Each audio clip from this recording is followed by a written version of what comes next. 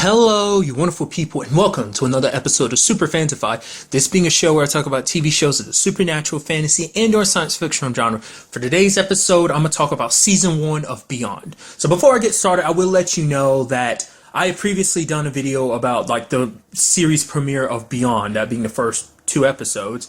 Well, this is covering basically episodes 3 to 10 because, you can watch it on a freeform app or on demand. I think even Hulu too, but it's like they had the entire season, So I'm going to go ahead and let you know I will be covering everything that's happened between episodes 3 and 10, through 10. Sorry, I'm stumbling so much. So if you have not watch the rest of the season, do not listen to this because I'm going to be talking in heavy spoiler territory. If you want to, just in case you're ended up, this will still be up in case you decide oh yeah, you're deciding to watch it week to week. I decided to go ahead and binge all of it because it's like they gave me the opportunity, so why not take advantage of it? So if you want to just, watch it week to week and don't have the time to binge it like that, then that's fine. This will be up for you to listen to once you finish watching it week to week. So just letting you know ahead of time, you have been warned. So really, I'm going to start this off with talking about some of the stuff I brought up in the first, when I was talking about the series premiere, some of the answers I got, as well as, the answers we got throughout the rest of the season, as well as, some other stuff that just happened throughout the season I want to talk about. For one, I think I brought up the fact is I was wondering if we'd actually get to see the realm. Well, you do. I mean, that is the name of the other place. It is called the realm. And we didn't see everywhere in it, but we saw certain places. We saw some of the temples. We saw the tundra, we saw kind of a cityscape, and it's a very dangerous place, but it doesn't necessarily look like anyone actually 100% lives there. I'm still confused about certain things, wondering is that exactly where everyone who goes into a coma is they go there? It seems like that's the case. You don't have to be special to go there. I mean, you have to be special to survive because there's a lot of people that went there that didn't survive, but Holden's one of the few. Because another thing too is it seems like Holden's one of the few people, with the exception of Charlie, which I'll kind of get to that later on, but it's it seems like so far Holden is really, him and Charlie are the only ones that have really left the realm with powers, because it doesn't seem like Arthur nor Willa actually have powers. So I guess that's really what makes Holden so special, is because he can do what he can do, not only within the realm, but outside of the realm too. Because it seems like, because we also got an understanding of what his powers were like too. It seems that his power within the realm is to control the elements. And it seems like that translates over into in the real world by, essentially his power deals with electricity. That's why he's able to do what he does, kind of messes with machines and stuff. His power, they did try to even we don't really he was it was explained to him by Willa how his powers work, but even then it's kind of it's kind of a guess. But it's, he manipulates the elements in the realm, but here it's it takes on the form of electricity. So I guess you can think of it as in some shape or form of electromagnetism, I would assume, because it's you've seen parts where he kind of uses his powers and there was rocks kind of levitating and stuff like that. So it does seem might have something to do with that. I mean, this is me really just speculating. I'm not a very sciencey person, so I couldn't even break it down on a scientific level of how his powers were working, really understanding them, what he's really truly 100% capable of, because even he doesn't. Even with the whole season, you still don't really know exactly what he's capable of. But that was just kind of interesting to me because I brought up the fact that I was thinking oh yeah, Frost obviously has powers, and I assumed Arthur did too, but I don't know. I guess because the realm is a special place that only certain people can walk away with abilities. Maybe Arthur and Willa did have powers there, but it's they never displayed it. In the time that Willa was there in the realm much later on in the season, it's she didn't use any powers, so it's kind of no, it seems like it's only Holden, but like I said, Charlie is too. So that, I'm obviously throughout this I'm gonna be making comparison and thoughts about what about future seasons, because I do hope this gets renewed for second season. But I mean, it's still early on, literally it's near the end of the week. It's a Thursday at the time we were recording this. So the second episode doesn't air until the third episode, doesn't air until a couple more days. So I'm still pretty early on in this. So it's still very interesting that Freeform did this, but nevertheless, not the point. So, but if there is going to be a season 2, I would like to delve into that more, finding out there are other people like Charlie and Holden, who actually have powers, because I was on the assumption, I was thinking oh, Frost obviously had powers too, but it's no, at the end of the day, Frost and Arthur are just 2 scientists. And it's something that Willa sadly kind of figured out herself. It's both of you suck, because basically they basically don't really care about Holden. They're not all this is like for her, she was kind of raised to believe that Frost was a bad guy, not finding out till much later. I mean, till the series happens that Frost is actually her dad. And it's like he's a very messed up dude just because of the way he treats Willa. He was like, oh, you want to know why? Oh, yeah, you want to blame me for your mom dying. I was trying to get her back and everything. The question is, who put her in a coma in the first place? That was you. You being born killed the woman essentially put the woman I love in a situation that led to that, almost blaming her for it. It's like rather than celebrating the little girl, the little bit of the woman he loved, he had left in his daughter, he up and left her. I was thinking like, oh, he was so fixated on his grief that he wanted to do, like he had to keep his distance. It's like, no, he kept his distance because he hated Willa. And it's like, that's so heartbreaking. You even see it in her heart. Like, even though she didn't really care too much about her dad because he left her and everything, but to hear him basically say he hates her is like, holy crap. And then come to find out her grandfather's not any better because this entire time she thought he was a good guy. Like, he was there raising her, but he kept so many secrets from her, like finding out that Frost and him were actually colleagues. They worked together until that split. Until when it came to Celeste's death. Because that's what Frost's whole thing is about. He wants to connect life and death. In a way, he has a good intentions, essentially, because it's like he had the person he cared about a lot taken from him, and a lot of other people too. And the whole point of the Hollow Sky, like little cult thing he's a part of, the whole point of that is to use Holden as a means of crossing the bridge into the afterlife to show that there is something there to reunite people. Like, that's kind of what the whole premise of it is. The very interesting thing about it is that we ended up getting a conversation between Luke and Tess where it was basically like, hey, like, do you even believe in all this? It's like, no, she doesn't. Like, all she believes in is money. Well, if it's true, awesome. If it's not, I don't care. All she needs is to have other people believe. Whether any of this is real or not, whether it all pays off, all she needs is the story, because for her, all she cares about is money, because she's the one that kind of runs the Hollow Sky as the business aspect of it. Like, Frost is the one with the more generous intentions. Like I said, at the same time, very misguided, because even like Holden is like, you can't go there. The realm doesn't want us there, so it's like, obviously we shouldn't be there. We don't belong there. Because like, it's very interesting because we get very little looks at the realm and what it's really comprised of. It's like, there's those people with no faces. I would assume they're shapeshifters or something, because one of them transformed into a wolf, and there's been multiple wolves that attacked Holden while he was there, being attacked by birds. Even that one time he threw one of the no faces into a wall, it like burst into birds or whatever. So it's like, for now, I'm going to refer to them. Obviously, they're no faces, but like, that's what the name I'm going to use to refer to them as. But I'm guessing they're shapeshifters or something else. I don't know.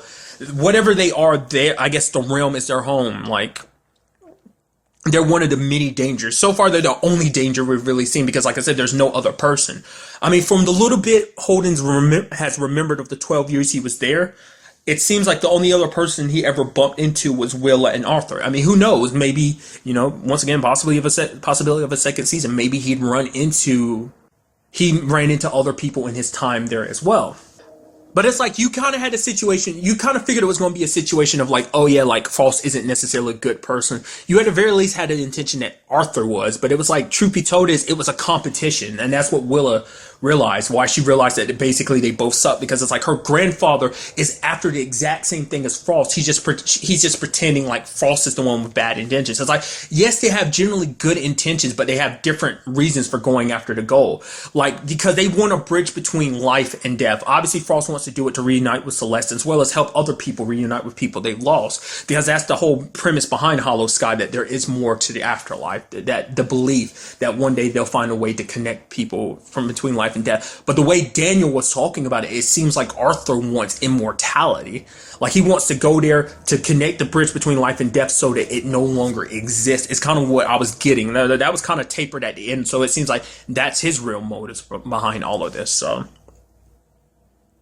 because Willow was like, wait, we need to go rescue Holden. It's like, oh, you don't want me to go to rescue Holden, not because you're worried about me. It's because you don't want to lose any more. You've already lost so much to him. You lost Celeste. You've already lost Holden to him because he has Holden now. And it's like, you don't care about me. You just want some piece on, like, you in this like chessboard game you have going on with Frost. You just want an extra piece on your side, and it's just like, I don't know. I mean, it seems like he does care about her, but it seems like she falls to the wayside, because I mean, because truth be told is we don't really know.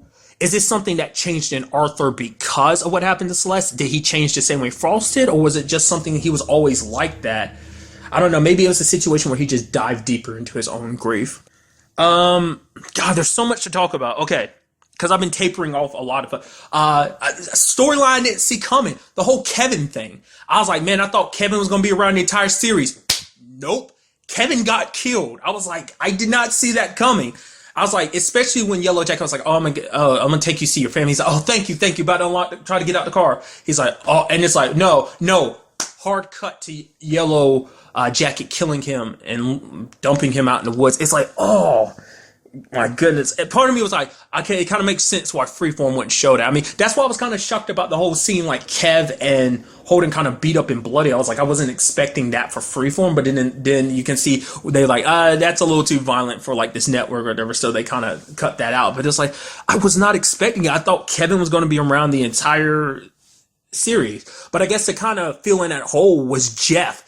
I think I kind of threw it out there in the first, when I was talking about the premiere, I was like wondering like where Jeff, because they made it such a, like, especially when Holden went to church, it was like so obvious. It's like, oh, that's Jeff. It's like, oh, Jeff's around and stuff. It's like, so where does that all fall into? And it's like, because Jeff is going to be a big part of this, because he's trying to figure out who killed his brother and what's this all got to do with it. Like, I mean, because Jeff was like neck deep in all this, because, I mean, for one, you find out he was in the military background because he left home, yeah, I mean, he hasn't been home for a very long time, but mainly you kind of get the feeling it was like because he's kind of shunned from the rest of the town, because like everyone pretty much blames him for what happened to Holden, especially when his parents, when you see him pull up because he wants to talk to Holden, they're like, didn't I tell you never get the hell out of here? But it's like Jeff plays such a pivotal role in everything. It's like he slowly uncovers all this stuff. He's helping Holden figure everything out too about who these people are. Obviously, Holden's kind of holding back a little bit because he doesn't want to tell Jeff everything, because it's like it's crazy to tell him everything, which Jeff kind of figures that out, finds out later on when he sees what Holden's capable of doing, which was so sick. It's like when a tranquilizer dart was coming towards Holden and a bullet was heading towards the other dude, and Holden used his powers and was lifting up some rocks, and the rocks knocked away the tranquilizer and a bullet, because he was protecting the guy that him and Charlie were kind of honeymooning with, essentially. I really like the way Holden's power worked, just kind of doing that shockwave thing, and just like when he punches the ground, like the fact is it creates a crater like that and everything. Especially when he beat the crap out of Yellow Jacket. He was like punching him repeatedly, like stuff was messing up around him. Punched him, bloodied his face up, and then you could see the like ground behind Yellow Jacket's head like cracked. Even more so. That was kind of a storyline element that never really popped up again, too. It popped up to a certain extent, was the whole, like, Yellow Jacket being, a dad and a husband. We see it to a certain extent because basically he leaves town because his assignment's kind of done, because he's been kind of told to take a different assignment. So he's no longer on the whole Holden case, because it's like, oh, you basically failed to get the situation under control, and now things are spiraling even further out of control. Which, when you actually think about it, it makes you wonder why Frost actually thought Holden would work with him. It's like, for one, let's not forget, Holden didn't throw it in his face, which I'm like, you should have. That should have been the first thing out your mouth. It's like, I mean, Holden was basically, he's like, oh, I never wanted to hurt you. It's like, really? And Holden looks down to his shoulder. It's like, yeah, and remember, your people shot me, right? It's like, oh yeah, we're not going to hurt you or Charlie. Fast forward to Tess telling Yellow Jacket to take care of Charlie because she's kind of a liability, essentially. But then it's also like, why didn't he throw it in his face? Let's not forget you had Yellow Jacket kill my best friend. Let's not forget about that. And everyone kept throwing that in his face and stuff, especially Yellow Jacket being like, oh yeah, what happened to Kevin was kind of his own fault. So that just sucked.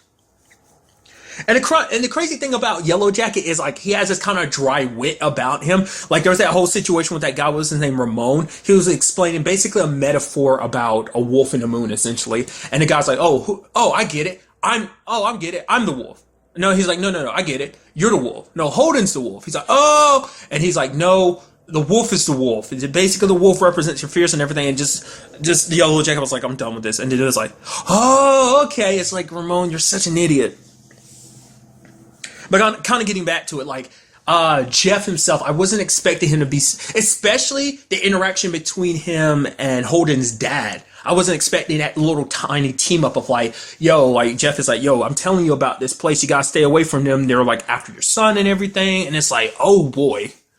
Like, and even the fact is that he went off and told his wife, ex-wife, which that was a big story element. Like, you literally got picked up, like, found out, like, the next episode, it's like, oh yeah, like, literally everything Holden's been seeing up till now has been a lie because his family isn't the well-oiled machine that they pretend to be. Like, you could tell, like, even during the premieres that, like, there were some issues there that his dad wasn't talking about. But the fact is, his dad and his mom have been separated for, like, a year. And like Luke got super tired of it. He's like, I'm tired of lying. We're not the perfect family.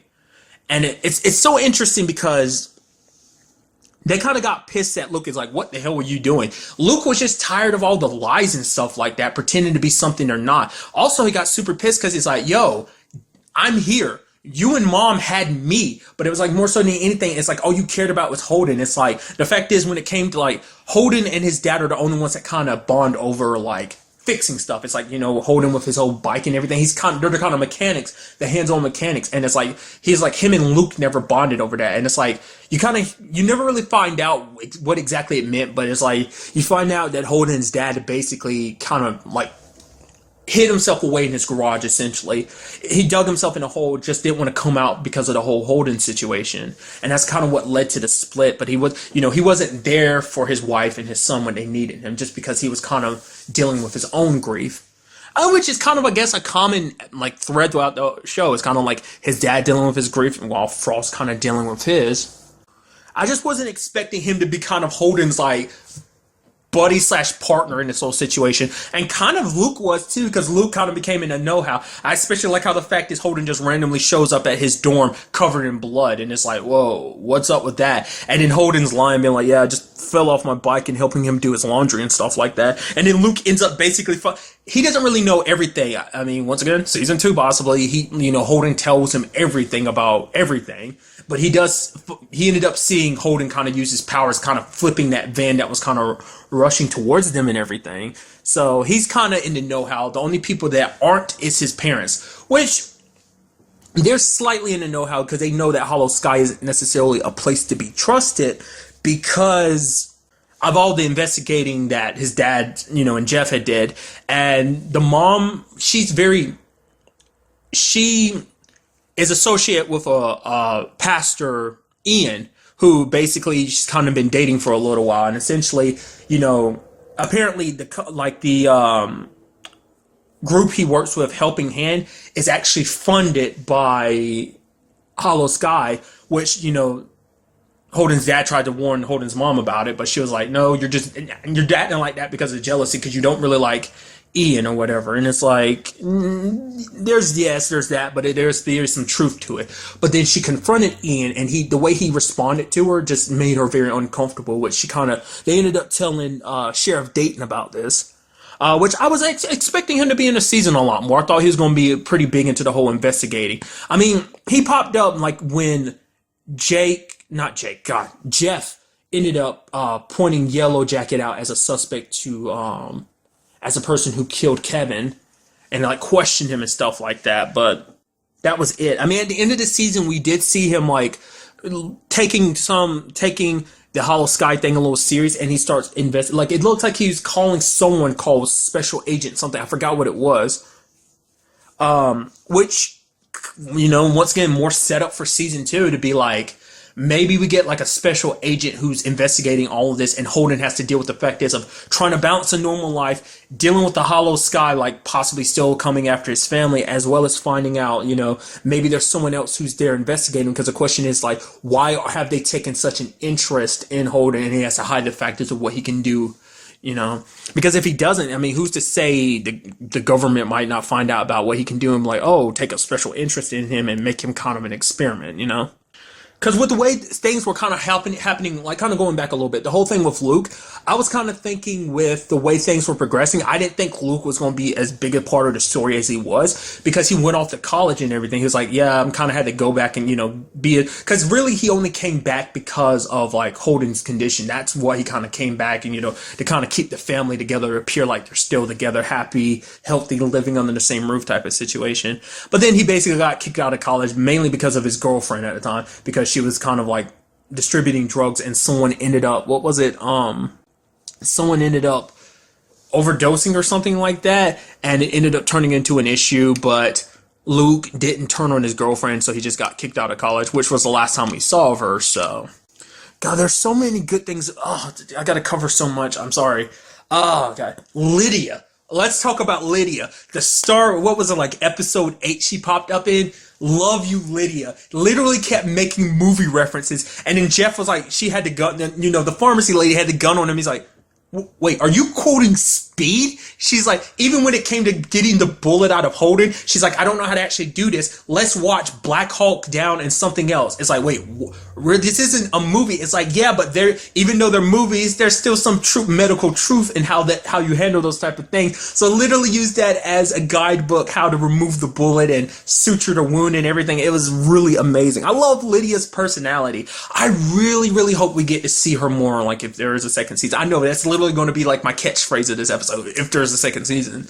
I would love to get to see her more, especially because her and Jeff kind of clicked a lot, and just like she was so much fun.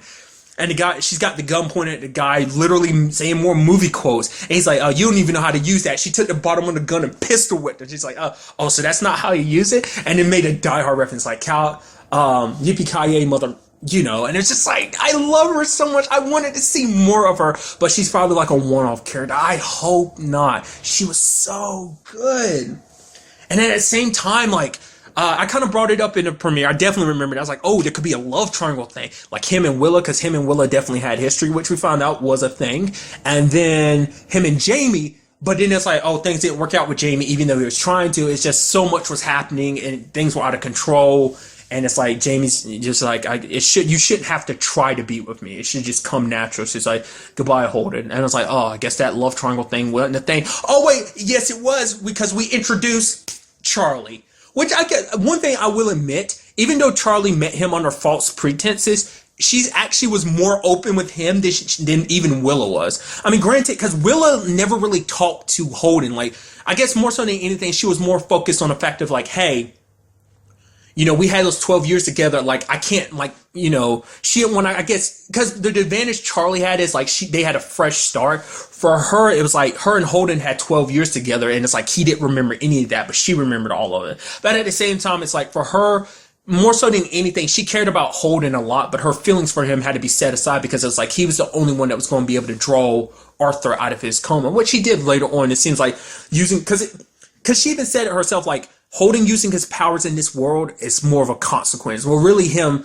like, losing control of his powers as a consequence. Like, him using his powers in the realm is one thing, but those powers shouldn't exist here in this reality. So, I'm sure there's going to be backlash from using them as consistently as he is. I'm sure it's probably going to take a toll on his body or just take a toll on reality. I mean, who's to say? But the point of the matter is, it's like, Charlie eventually she even admitted, like, yeah, I was sent by Hollow Sky to bring you in by a guy named Frost. And it's like, holy crap. And it's just like, I can't help it.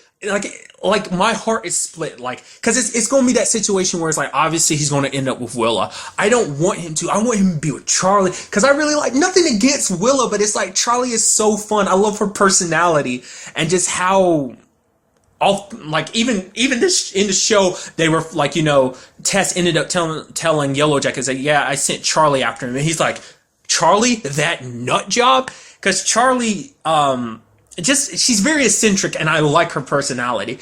I need to look that up, who that actress is. Like, she looks so familiar. I mean, granted, in my head, there's like one particular actress. I'm like, oh, she kind of looks like that actress, but I don't want to like say who, because I'm sure, people get that all the time. I'm sure people don't really appreciate that, being like, oh, you look so much like so-and-so. I was like, oh, thanks. I don't get that all the time. So I don't want to say who it is. I mean, you might be able to guess who I think she looks like, but it's just like, she looks familiar. So maybe I actually have seen her in something. I'm going to have to look up to see what else the actress has been in since, and the same thing with Luke, Holden's brother. I feel like I've seen that actor and stuff too. I've definitely seen his dad and his mom and other stuff too. Even the actor who plays Frost, I've seen him plenty of stuff over the years. But it's like, definitely Luke and Charlie kind of stand out. I've seen him and stuff. I just can't quite place it. But it was just like, the fact is, them pretending to be newlyweds and everything, going off fishing and everything. It's just they're so cute and adorable, just how they mesh so well together. I even love that awkward moment of them like it's like, oh yeah, they're at a diner or whatever, and she's like, oh man, that milkshake looks amazing. He's like, oh, you want me? It's like, no, it's probably filled with calories. She's like, I'm sure you don't really have to worry about calories. She's like, oh yeah, that's because you haven't seen me naked yet. And he's like, I was like, ah, and she's smiling about it because she knows she made him uncomfortable, and I love it. And then when they actually get to the point of, well, because the couple that they were kind of hanging out with kind of figured it out. Oh, you're not actually a couple, are you? It's like, no, we're not married. We literally met like 3 days ago. And it's like, oh, you're actually here to observe stars and telescopes instead of having sex. And then immediately after a hard cut to them having sex and it being super awkward, trying to take their clothes off and everything, and just it was so much fun. And then while things were kind of getting hot and heavy, even like, Holden's powers kind of went off, even made the TV explode and everything. I really loved it. So that situation is like, I don't know, like like I said, I don't have a problem with Willa, but it's just like, I don't know, like him and Charlie are so much fun. I figured it was probably going to be a situation where Charlie was going to kind of take that new best friend role, essentially. That's what it seemed like. They were going to be like buddies and everything, but then it's like, oh, I mean, it quickly turned into no longer just buddies type of thing, and it's just like, I don't know. Because that's another thing too I'm very curious about is Charlie's situation, because Charlie, as well as like her foster sister Annabelle, they have some kind of connection to Arthur. Like the moment like Tess mentioned like, oh yeah, he's connected to Arthur, like she's like, wait, what? She's like, yeah, we'll help you out if you help us out get Holden. And it's like, what is it about Arthur that she did? Because we did hear references to the fact is that Yellow Jacket ended up talking to Willa, prior to Willa trying to kill him. That was interesting. Where he was basically like, the fact of the matter is, referred to Holden as a time bomb, and it's like, your grandfather's had experience with time bombs, and you need to ask him what happened to the others that were like Holden. Obviously, you met like one of the other people that kind of went through the kind of experiment. Don't seem like they're the most stable individuals. There seems like to be after effects from going through whatever experiments Arthur is. Like, that's what I'm saying. It's so interesting. It's like, I thought that him and Frost were going to be like, oh, like these powerful people that have powers like Holden are even more powerful. Maybe that's going to be something we'll see in the future, is them gaining powers, especially with Frost being trapped in the realm. But I'll kind of get to that in a second. But with the whole situation, like the fact is like he experimented on a lot of people, and I'm assuming that's got to be what happened with Annabelle. Like the fact, because she drew a painting and it had Arthur with X's through his eyes, and even Yellow Jacket at the end of it, he's like, he was ordered to kill Charlie because she's a loose end, but rather than killing her, he's offering to give her help. He's like, I give you Arthur's address, but you need to do something for me first. And it's like, what is that? Like, what is their past? Because that's something Charlie never did tell Holden 100% the truth about, because she never told him that she actually knew who Arthur was. I'm wondering why. I guess more so than anything, she wants her own revenge against Arthur. Like I say, I get the feeling it has to have something to do with either her or her stepsister. Maybe, he was one of her, maybe that was one of her, he was one of her experiments or something, like she was one of his experiments, or maybe Annabelle was, who knows. But it does seem like she holds a deep-seated hatred for him. And what does that mean going into a second season, like about Yellow Jacket and her teaming up together, especially because you're teaming up with the person that Holden hates the most, because the guy killed his best friend, killed Jeff's brother. I mean, at the top of it all is like Tess and Frost. I mean, Frost is trapped in a coma right now, but that doesn't change the fact that, Jeff wanted to pull the trigger on Tess, but it's like, no, we just got to get out of here, so. And I really like the way Tess's powers work, because it does seem like not everyone's powers work the same, because, not Tess, Charlie's powers is, she sees things in mathematical equations. She kind of sees the patterns. Like, to a certain degree, if you want to super simplify it, to a certain degree, she can almost predict the future. It's not 100% a guarantee, but she can see certain mathematical patterns in certain things and figure stuff out. So, obviously, she uses her powers too much. It kind of takes a strain on her, because, like, it made her sick when she was, like, filling up her bank account, because I'm sure she was making all these types of bets and making like a crap ton of money. It was like she was getting disorientated and just like was feeling crappy afterwards. So kind of the same thing happens to Holden to certain degrees, because it's like after he uses his powers, he kind of gets a little worn out. So I'm sure it's kind of like it's probably having an effect on their abilities, because it seems like because a big part of the show is like, oh, there's this supernatural element to it, but it's like we try to explain it with science. Like the fact is explaining like the afterlife and even like their powers. Like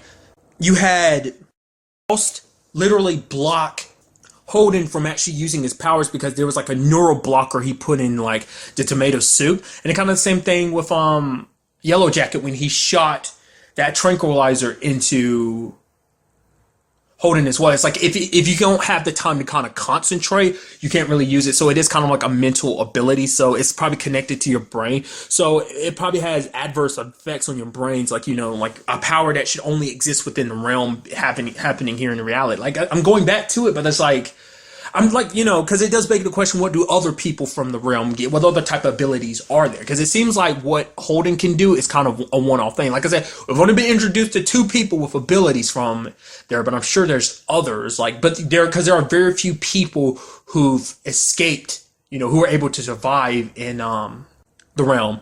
Holden was there for 12 years, and Charlie was there for 4. Because that's what made like his whole miraculous thing, like his whole thing miraculous, because the fact is he was in a coma for 12 years, yet when the moment he woke up, he was able to talk fine, body motions were fine, like no like deterioration in muscle and stuff like that. He was perfectly fine. He was just ready to get up and go afterwards. Mainly because they're saying like for some reason like Holden is connected to the realm, so it's like, oh, we need you to shape the realm. Don't let the realm kind of shape you. Essentially, it's kind of hard for me to really put it into words what that really meant. Like it seems like the realm exists, like the way they made it sound, it almost seemed like the realm existed purely for the purpose of Holden to kind of control it. But it is a world of its own. Like it does make you wonder, who are the other inhabitants? Are there like legit inhabitants other than like the no-face creatures? Because that was a thing at the end of the season we ended up finding out. Is like, you know, Frost is crossing the bridge, he sees Celeste, but then Holden kind of sees through it and kind of shows Willow like, oh, no, that's not your mom. And ends up showing it's a no-face, that he's seeing what he wants to see. And the last thing we see is him getting enveloped in the darkness because those creatures are crossing the bridge. So, because the bridge is connecting life and death, and I guess, I don't know, like, to kind of prevent the creatures from being able to kind of find their way to our world, you know, obviously he had to destroy the bridge, which connects to the whole reason why he destroyed the machine that Arthur built in the first place, the same one that Frost apparently had one.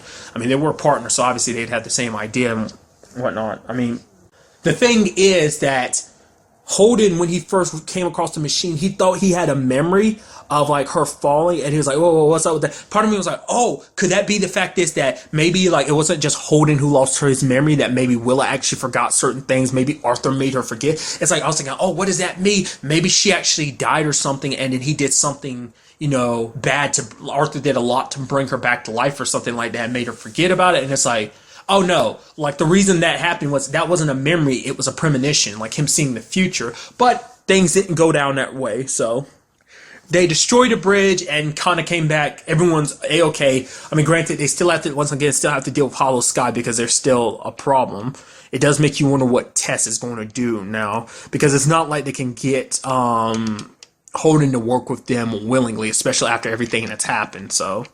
To me, the funniest thing, I thought was just the greatest thing ever, is like Luke trying to get out of the room. He ends up starting a little fire, and then the fire alarm goes off, and he's like, okay. He takes the food that Frost had previously made for Holden, dumps it on the floor, gets behind the door, and gets ready to got the pan. He's like, all right, about ready to knock the dude out. Dude comes in the door, slips on the food, bangs his head on the dresser, gets knocked out. I legitimately busted out. I was like, I was not expecting that. Part of me was thinking like, oh man, the person that's going to come busting the door is actually Jeff, isn't it? He's going to try and hit Jeff or something. It's like, nope, and it ended up playing out like that. And even Luke is kind of like, okay, sure, I guess that's that, I guess. But at the end of it, we do end up finding out that him destroying the bridge was not actually a good thing. That basically he ends up finding himself in the realm again, and he sees a younger version of himself, him from 12 years ago, being like, you really thought nothing was going to happen from this is what happens when you destroy the bridge. Like the realm is like it looks like red and dark, like it's almost like the realm is being destroyed by darkness almost. And he's like, this is what's going to happen to your world. He's like, oh, how do I fix it? And he wakes up in the woods and stuff. So it's like he's got to prepare. Like I said, like I really legitimately hope there is a second season because this is so good. I really liked it because especially like it makes you wonder what would they do in a second season. It's like they basically just because this is like heavy introduction. I mean, it's like we kind of got one of our main antagonists out of the way. Granted, Hollow Sky is still there. Makes you wonder about the whole Ian situation. We'll be seeing him in the future. Mom and Dad being kept in the dark about that special agent. Let me just check my notes because that's going to bother me. It looks like the name is Special Agent Gail Borden. So, like, what that would mean for another season is like this season ended off with so many questions. A lot of it, like the main story and problems that were there, to a certain extent were resolved. Like I said, the biggest problem is still Hollow Sky. And obviously, they're going to be your main antagonist. But it's like I want to see if they make another season, like will we get to see more people from the realm, get to learn a little bit more about it? Because even in this season, we didn't learn that much about the realm. Once again, we still haven't even seen every place there is within the realm. Like, you know, like how does the realm exist? Is the realm meant to be like a kind of waypoint until like you cross over to the other world? Why is it that when people go into a coma, they go there? Why is that? What's going to happen with Frost? Will we see Frost return with powers? What's going to happen with Arthur? Will he get the immortality that he's been looking for? Especially because he's got Charlie chasing after him now. There's so much. It makes you wonder, like, are we going to get to see like Holden trying to, you know, I mean, things were already wild and out of control for Holden this season. It's like, I feel like they're going to be even more so, you know, in another season because it's like he has a little bit, I mean, granted, he has a little bit more control over his powers. Well, a lot more control over his powers. He understands things a little bit more so he can possibly balance his life a little bit better. Possibly. I don't know.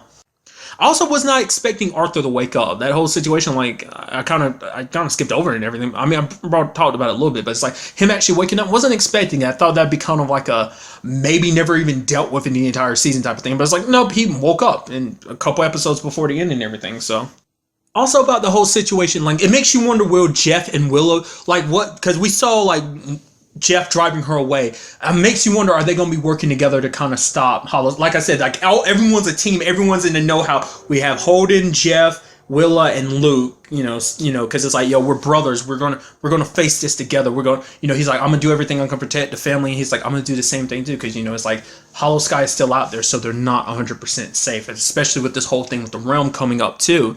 But I was wondering, is like, does that mean like, what's Willa gonna do? Is she gonna go back to her grandfather or not? Is she gonna work with Jeff? You know, like stick around and work with Jeff to kind of figure out this whole Hollow Sky situation. Also about Daniel, because we ended up finding out some stuff about Daniel too. Like he pops up every once in a while, but it's like Daniel, basically, he was apparently in prison for like 18 years. Never really got a straight answer as to what led to that whole situation. He basically alluded to the fact that he's like he didn't know how to keep his anger in check or something like that. And like the fact is that he's there telling Arthur like, oh yeah, go ahead, go down. Like I'm trying to figure out where he is in all of this. It seems like he's loyal to Arthur, but when it came to rescuing Holden, he was like he let Willa go off on her own. But I guess it's kind of a situation where he's like loyal to both, or maybe it could be a situation where he's actually playing both of them. They think he's on their side, but maybe he has his own agenda at play here. I mean, so many different possibilities. You know, something I was just literally thinking about, I brought it up earlier, but it never really clicked in my head. I kept wondering like what that money was. I was like, why was she getting that money? Was that just kind of her own safety net? But now I'm thinking about it because I brought it up. Like her sister is in that the word they use is like, what was the exact word they used? Was it not bougie? Was it bougie?